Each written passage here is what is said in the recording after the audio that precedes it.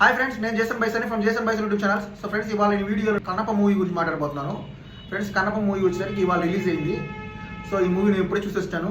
So ఈ cinema release అయిన తర్వాత ఆ విషయాలు అందుకుందా లేదా అనేది మనం ఇప్పుడు ఈ వీడియోలో మాట్లాడదాము. ఫ్రెండ్స్, నేను మెయిన్గా ఒక మాట చెప్తున్నాను. This is not a mythological film or so ఈ మైథాలజికల్ ఫిల్మో లేకపోతే ఫ్యాంటసీ మూవీ ఫిల్మో కాదు. ఇది వచ్చేసరికి హిస్టారికల్ మూవీ. సో ఇది వచ్చేసరికి మెయిన్గా శ్రీకాళహస్తిలో జరిగిన కథ. సో కన్నప్ప కథ. తిన్నడు అనే ఒక ఆటవికుడు కన్నప్పగా ఎలా మారాడు, అతను ప్రపంచంలోనే గొప్ప శివభక్తుడిగా ఎలా మారాడు అనే స్టోరీ. సో ఆల్రెడీ మనం రాజ్ కుమార్ గారు అలాగే కృష్ణరాజు గారు ఆల్రెడీ కొన్ని సినిమాలు ఉన్నాయి.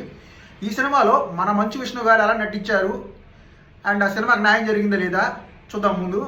సో సినిమా అయితే నా దృష్టిలో అయితే సూపర్గా ఉంది. అసలు సినిమా అసలు సూపర్ అసలు చివరి క్లైమాక్స్ అయితే అసలు కన్నీళ్ళు వచ్చేసినాయి నాకైతే. అసలు నేనైతే అసలు 5 నిమిషాల పాటు ఏడ్చేసాను. అసలు ఇంకా స్క్రీన్ కూడా కళ్ళు నీళ్ళు వచ్చేసినాయి నాకు. అసలు చివరిలో కళ్ళు శివుడికి ఇస్తారు కదా కన్నప్ప, ఆ సీన్ అయితే ఒక నెక్స్ట్ లెవెల్. అసలు నా వల్ల కాల అసలు సినిమా వెళ్ళి అసలు కన్నీళ్ళు వచ్చేసినాయి.